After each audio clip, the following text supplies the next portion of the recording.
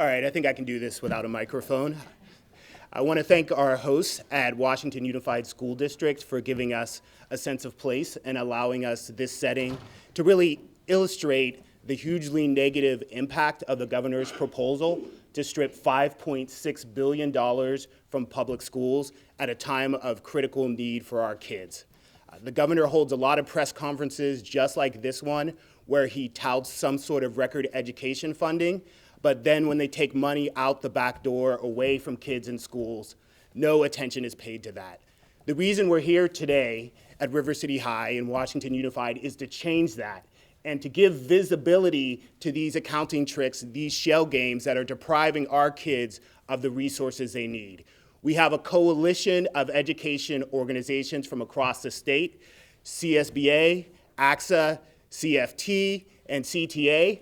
Management, labor have come together because we know this issue is of critical importance.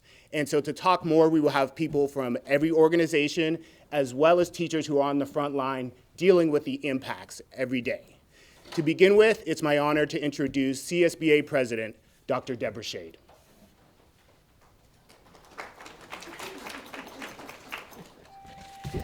All right, well, thank you and welcome. Good morning.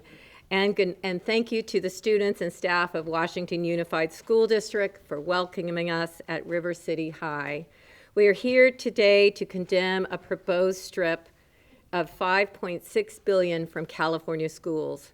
$5.6 billion that are constitutionally guaranteed to receive. That equates to more than $900 for every public school student in the entire state. You may hear this referred to as a manipulation, a maneuver, or a withholding. But what it really is a travesty. Voters approved Proposition 98 to ensure schools receive stable, predictable funding. And because they understood something very fundamental, that education funding must be protected, especially in difficult physical times. Yet for the third year in a row, Governor Newsom has attempted to run an end around past the school funding guarantee that voters put in place. And that should concern everyone, not just educators, but anyone who believes in honoring the will of the voters and the integrity of the Constitution. Because once we begin to redefine what a guarantee means, it stops becoming a guarantee at all. The consequences of undermining Prop 98 and withholding $5.6 billion from students are very real.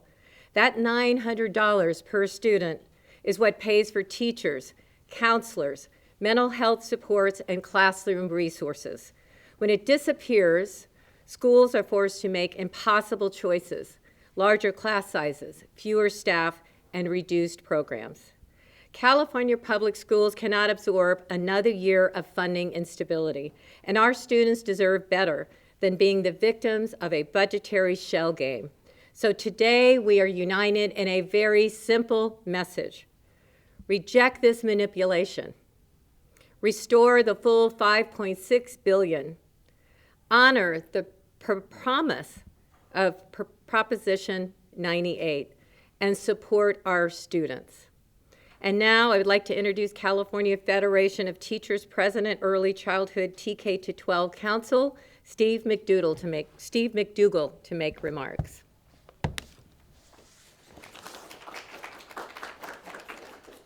Some of my students call me McDoodle once in a while.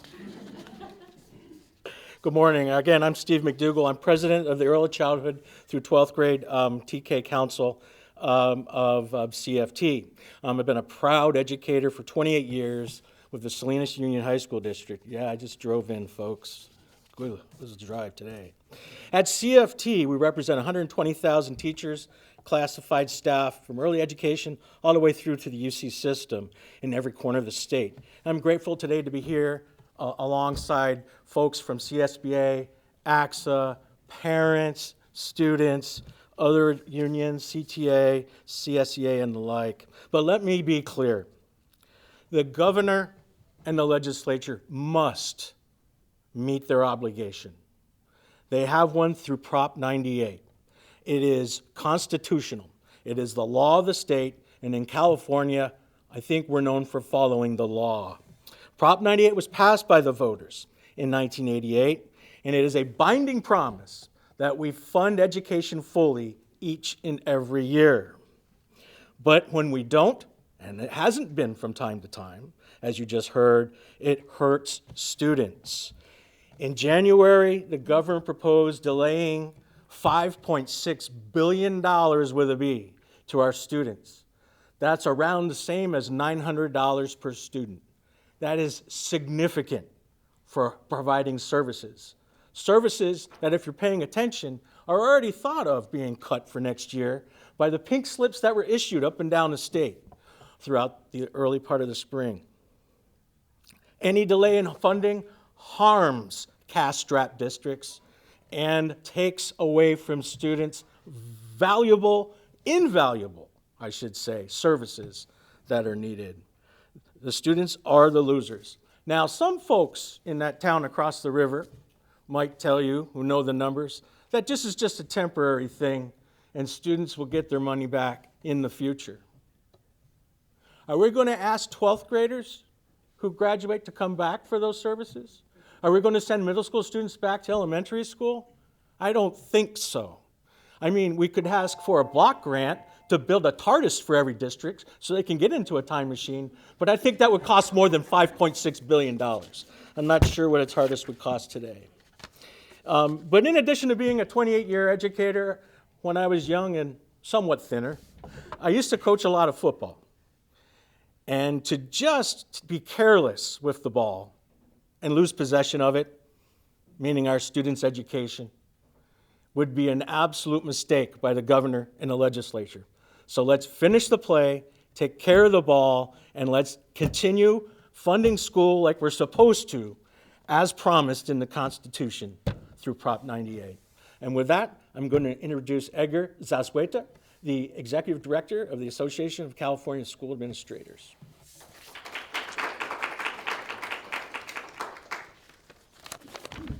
Good morning, and well said.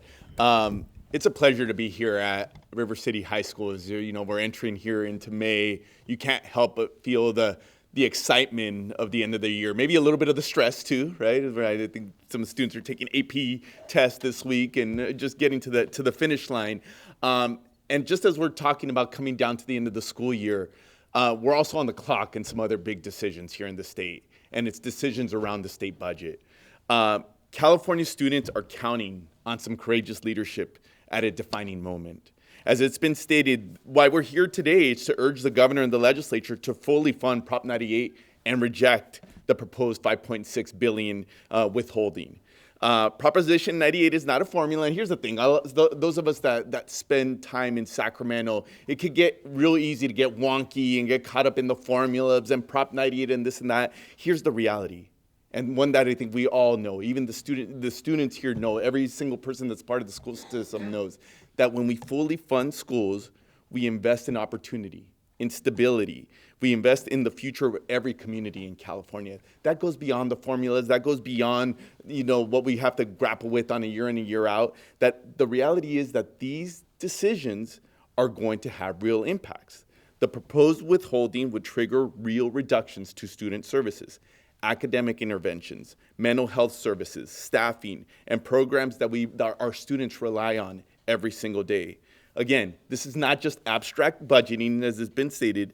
These are real decisions that are going to have real consequences. Educators and our school leaders are showing up every day, doing everything possible, often while navigating growing challenges. And I think we can enumerate them, and they've been well stated in terms of what those growing challenges in our school system are. And our leaders, our teachers, our educators, our school leaders are doing those with limited resources. And this goes from rural districts to urban centers. Our mission remains the same: deliver on the promise of high quality education for every student. But asking schools to absorb this massive withholding undermines that promise, especially for the students that already face some of the biggest challenges. So every dollar withheld is going to mean hard choices. It's going to mean larger class sizes, fewer supports, reduced opportunities, and greater strain on all of those great folks in our system that are trying to do the work every single day. So California has a responsibility right now. It's to honor the commitment that they've made to public education, to protect students, and to fully fund Prop 98. So we call on the governor, on the legislature, to do what students deserve and reject the withholding and fully fund our students' future. Thank you. Oh, one important part. It's my pleasure to bring up Jenny Labacos, who's a teacher from Petaluma City Elementary School District. Hello, my name is Jenny Labacus. I am a 4th grade teacher at Pengrove Elementary. I am also a mother of 2 graduating 18-year-old twins from Petaluma City Schools. Thank you. The opportunities that public education has given my personal children, I have a daughter who's going into the UC system, and I have a son who's going into the trades. Public education has given them these opportunities that I am fearful we are taking away by delaying this funding on Prop 98. In 4th grade, we teach California history. We are in this moment of action. History is made by people who choose to act when it matters most. If this funding is delayed, what message are we sending to our students? Help can wait? Support is optional? This is gonna have severe consequences for safety and stability at Petaluma City Schools. $8 million? That's not a number. That is people. That is support. All of my students, which I have 32 students right now in my classroom, the most vulnerable are going to be denied these services. If we look at the cuts that the governor and the legislator is making, they're breaking promises to my students, to all of the students in Petaluma City Schools, to all the students in California. Our reading specialists cut early intervention. My daughter, she went to the reading specialist because she wasn't up to grade level yet. Early intervention is what helped her get where she is today. School nurses, we are constantly dealing with medical emergencies. We have students that have medications that need to be administered, life-threatening allergies, and teacher layoffs. We gave out 40 pink slips this year to our teachers at Petaluma City Schools, and it's just gonna get worse. Are we trying to push schools into a hole that we can't escape? At Pengrove School, we have 520 students. When my children started there, there were 483. That's not okay. So, I start school July 16th of this year. This funding cannot be delayed. I have no assistant principal, 520 kids next year. No mental health supports and a skeleton staff that is burnt out. So when you take away people like student advisors, people that are building safety and trust in our students, people who say, I see you, I've got you. When you have a child crying silently on the side, when you have that raging, dysregulated student throwing the furniture, we cannot sustain this. Academic counselors, they're not just offering academics. They know the home life. These kids are coming to school overwhelmed, unprepared, in crisis. So funding Prop 98 is not optional. It's a commitment. If it is a promise to our students, do not break that promise because you are losing their trust in the folks that are meant to protect them. Make this your priority. I stand with educators, parents, students, school board leaders, administrators. Fully fund Prop 98 in next year's state budget, and please do it soon before July 16th. Governor Newsom, this is your time to lead. Students deserve fully funded schools, not someday, but now. I would like to introduce Doug Knepp, a first grade teacher and president of West Sac Teachers Association, who will also speak on our behalf. Thank you.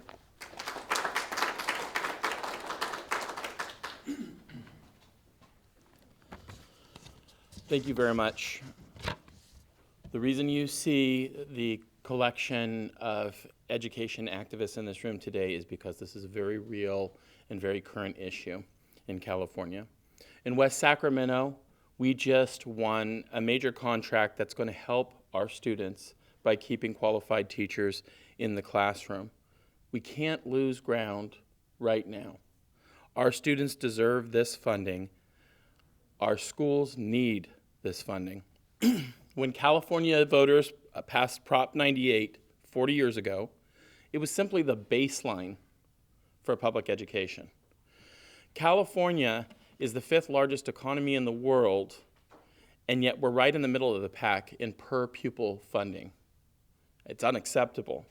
To lose the baseline means we fall further behind, and that battle falls on our kids. Students can't afford cuts right now. We're already losing mental health workers, counselors, nurses, social workers, the very fabric, the people who helped pull our kids back from the pandemic. The people who are helping our kids function are the ones that are first on the line. Withholding $5.6 billion from public schools violates our state constitution. We have some government teachers in the room. You're not supposed to violate the Constitution. It's kind of a big no-no. Our kids aren't bargaining chips. This money is what we're counting on to send them off to do the jobs we're doing today so that we can enjoy our later years. Every $1 billion that the governor and the legislature withhold equates to about 9,500 educators who lose their jobs. Of the $5.6 billion that they're talking about withholding here in West Sacramento, that accounts for $6.6 million. In a small school district, $6.6 million of losses is devastating. And our kids, the ones that I've been seeing, my very first kindergartners who are now in their late 20s, I can't imagine they would have gotten to where they are right now without the resources that they needed. I want to say this one thing about this deceptive shell game, and I hope our legislature and our governor hears this loudly. Californians do not want our leaders to balance budgets on the back of children. Period. Thank you. I'd like to introduce River City High School student. I'd like to introduce the superintendent, Cheryl Hildreth, up to the podium. Thank you. Superintendent of West Sacramento Schools.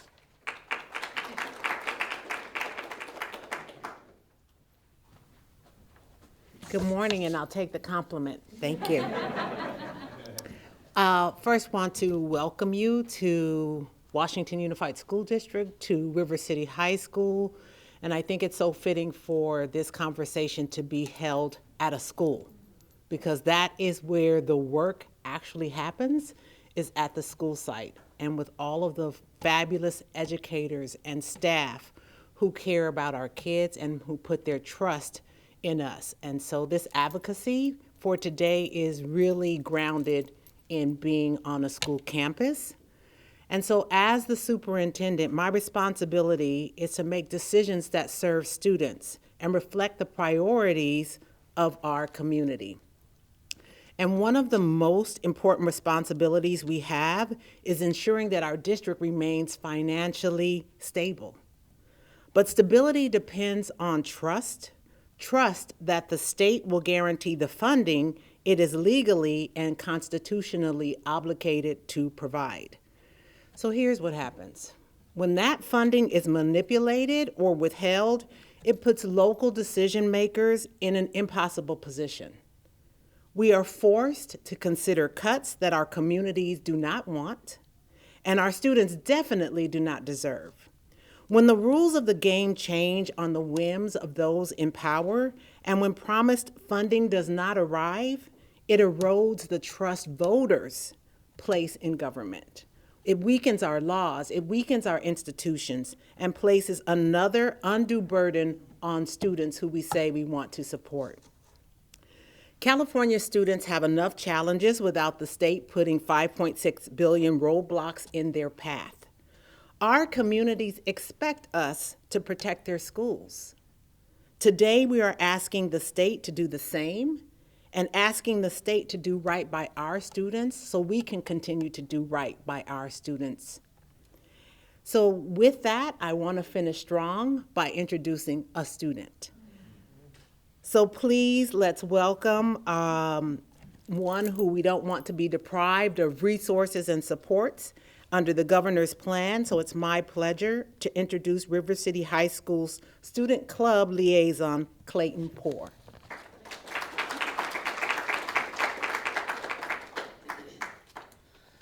Good morning, guys. Thank you for having me. I just wanted to take a moment to say that I, as a student, see how important school funding is every day. As a student, I'm the one that this funding impacts directly. Students want to succeed, and we want to have a positive school experience. But when the state fails to provide resources we need and takes them away, it makes it that much harder.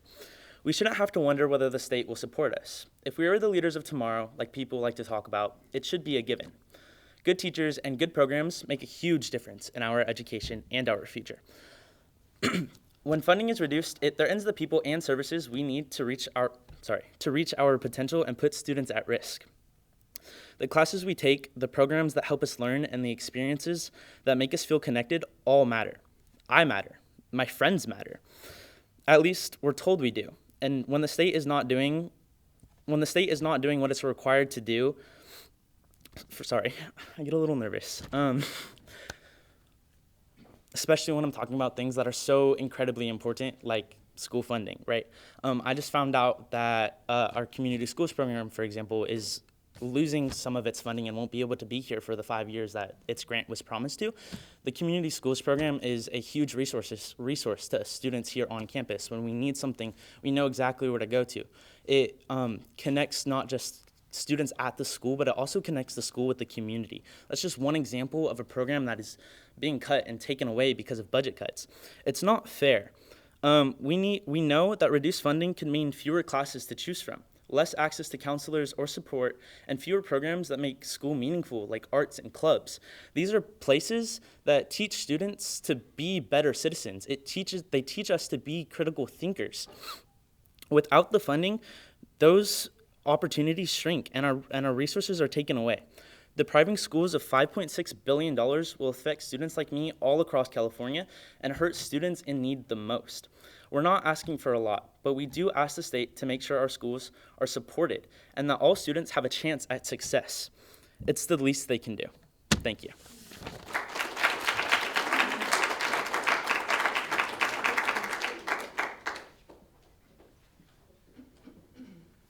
Thank you, Clayton, and thanks to all our speakers. I think that made a really strong impression about what the impact of the $5.6 billion withholding already is and would be on our schools in the future. And now we'll take a question and answer from any media.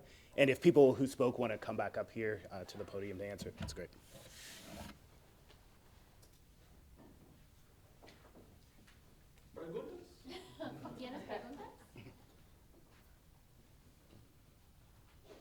If there are no questions. I see one right Oh, over okay, here. great. Savannah. Yeah, I was gonna ask, in West Sacramento at least, Doug, you said it was a 6.6 million impact? Yeah. Can you put that in I think that's pretty quantifiable, but in terms for families, can you specify what you think that, or how they would feel it? Well, Could you go to the podium? sure. Thank you. I mean, school boards have to make incredibly hard decisions already because schools in California in general are underfunded. So what they're going to look at is they're going to look at a list of priorities, all of which our students need, and they're going to have to decide what has to go. And I'm telling you, man, like those things, that none of them, we can't afford for any of them to go. But that's what every school in California, every school district in California is facing with these cuts. In Salinas, where I come from, the district went ahead and cut our restorative justice facilitators, which is a critical service to basically keep students in school, as opposed to sending them away on a temporary vacation, as we used to call it back in the day, suspension or expulsion. Now, Salinas Union is going to have to be challenged on ensuring that its student discipline data is in compliance with a willful defiance law without this valuable resource. Good luck next year keeping that data on the trajectory that it was. Hopefully they will, but I'm not so sure given the resource taken away. I was going to add too. Oh, did you have another question? Okay. I was just going to add too, we've approached our community to support our schools with measures and bonds, and some of them have gone through. Elementary was successful, but not the high school. So when the community is speaking, that's enough. Like you said, there's no much, we can't lose any more programs. It's disheartening. And I'll also speak to the turnover that's happening at the admin level. We have lost the majority of our admin. And so when they start jumping ship because they see the writing on the wall, it's very disheartening to the staff that are just trying to pull things and keep things together for these kids every single day. And I'm not kidding. There are chairs being thrown in classrooms. Teachers are getting injured. There is a high burnout factor. So when the funding, the promises are made and kept, it's just a sense of relief that you know that you've been backed up. I just wanted to make a couple of comments about our association. California School Board Association represents 5,000 elected school board members in California and about 1,000 school districts, and about 60% of those are small school districts. So you can imagine the impact on a small school district when you're cutting $900 per student. The other thing I was going to say, in my region in San Diego, I'm from North Coastal San Diego, Vista Unified was looking at their March layoff notices, and they had noticed to lay off librarians as part of this idea of reducing programs because of this impending withholding. And the community obviously fought and fought and fought to keep the librarians, but then after the decision was made to keep the librarians, they have to look in another area, right? So then it moves to counselors. We are in a defined amount of money, and cuts have to be made when you reduce the revenue for school districts. And I think, did you want to talk more about staffing issues? Yeah, okay. Yeah, I think Jenny actually made the case for us. I mean, I think we're seeing it in terms of pipeline. I think obviously with administrators, school leaders, and across the fold. And this is already an issue that we were having pre-pandemic, and again, for all the reasons that I think have become all common, that all of these jobs, whether you're a teacher, a classified employee, and increasingly as a school principal, being the school principal is becoming one of the hardest jobs to fill for all of the cumulative reasons. And I think given the added pressures on the budget, given the added reductions, these jobs that are already very difficult are just becoming that much harder. I think yet another reason why we have to just stem the ship, right? Usually we're up here fighting for more, that we need more. This is not even a conversation about more. It's just about let's maintain what we already had planned for. And if we don't, things are just gonna continue to get worse. I think one thing that we need to also remember in terms of why we have this level of advocacy is that our students are still feeling the impacts of the pandemic. And if we think about that time, even though it may seem like a long time ago, we were fortunate to receive additional resources that allowed us to provide the things that our students deserved in terms of class sizes, in terms of mental health supports. But we know that that funding is no longer part of a school district's budget. But the needs of the students are still part of the school district. So knowing that we lost funding that we had relied on to support our students, this is the reason why we're advocating for anything that you think you should cut out of a school district's budget. This is not the time. I don't know when that time would ever be, but really thinking about the loss of the resources that we got from COVID dollars, the needs are there. So please work with us and let us know that you hear us and that you hear the needs of our students. Eric, just on the timeline for budgets, when do districts sort of need to know how much money they're going to have? Well, staffing is already happening. Layoffs had to have been initiated before mid-March, if you are going to engage in that. There is a possibility of one later, which I don't want to talk about. It's like Rumpelstiltskin, don't mention it, and then it won't, or Beetlejuice. But the time is now. Districts are on the clock right now. They got to go through their budgetary processes internally, whatever that is. They have to adopt their budget in June before July. At the same time, Sacramento's trying to figure out what the budget's going to be. They still have to do it based on suppositions, which is why districts behave like they do every year with budgets. They never really know what they're going to truly get until they get it. But they have already had to have adopted their budget prior to that. It's ridiculous. That's how we do it here, though. But this makes it so much more insurmountable this time around. And getting it later is just unacceptable. Unacceptable. Next year's students need next year's funding. They don't need it in the future when they've moved on.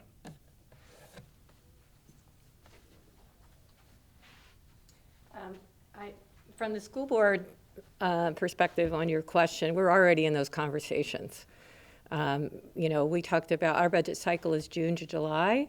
Those conversations are already happening, and so that's why significant layoff notices were presented in March to employees that we believe will need to be cut and programs that will need to be cut if this $5.6 billion withholding goes through.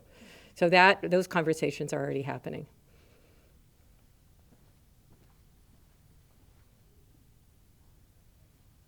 All right, I think that's it. Thank you everyone for coming. We appreciate it. Please stay engaged. We'll be in contact with the media. And if everyone would stay here for a photo before you spread out. Thank you. Thank you for coming. Oh, thanks. I get a little passionate. I'm the same cigarette. Home stretch here. Like this? My kids are okay, but, oh, yes.